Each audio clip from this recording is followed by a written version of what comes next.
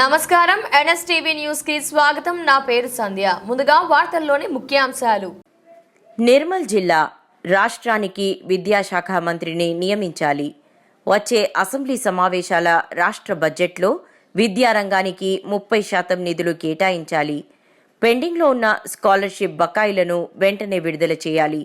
Waghmare Mahender, PDSU రాష్ట్ర కోశాధికారి, పెండింగ్లో ఉన్న స్కాలర్షిప్ ఫీ రీఎంబర్స్మెంట్లను విడుదల చేయాలని, రాష్ట్రానికి విద్యాశాఖ మంత్రి నియమించాలని, అలాగే వచ్చే అసెంబ్లీ బడ్జెట్ సమావేశాల్లో విద్యారంగానికి 30% నిధులు కేటాయించాలని డిమాండ్ చేస్తూ ఈరోజు నిర్మల్ ప్రెస్ క్లబ్లో పీడీఎస్యు ఆధ్వర్యంలో విలేకరుల సమావేశం నిర్వహించడం జరిగింది.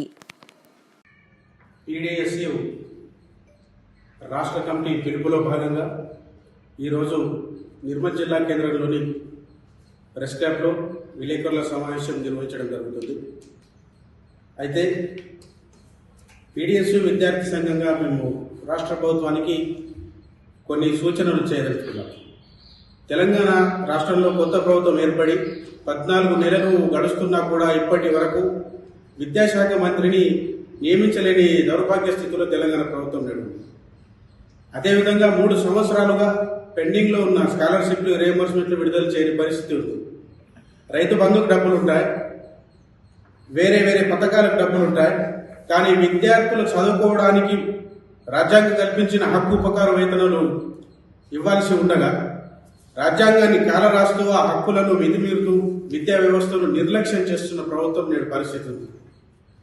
అలాగే వచ్చే అసెంబ్లీ బడ్జెట్ సమావేశంలో విద్యారంగానికి 30% నిధులు కూడా కేటాయించాలని ఈ సందర్భంగా తెలియజేస్తూ ఉన్నాం. విద్యా వ్యవస్థలో ఎక్కడి సమస్యలు అక్కడ పడి ఉన్నాయి. ఏ అధికారి కూడా వెళ్ళడం లేదు.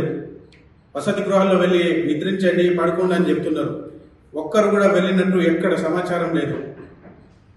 ఏసీ గదుల్లో ఉంటారు మీరు, మంత్రులు, ఎమ్మెల్యేలు, ముఖ్యమంత్రి గారు ఏసీ గదుల్లో పడుకుంటారు. ఒక్కసారి వచ్చి ప్రభుత్వ హాస్టల్లో, ప్రభుత్వ కాలేజీలో చూడండి, బస చేయండి. మీ మాటలన్నీ ప్రకటనలకే ఉన్నాయి కానీ చేతల్లో ఏమీ లేవు.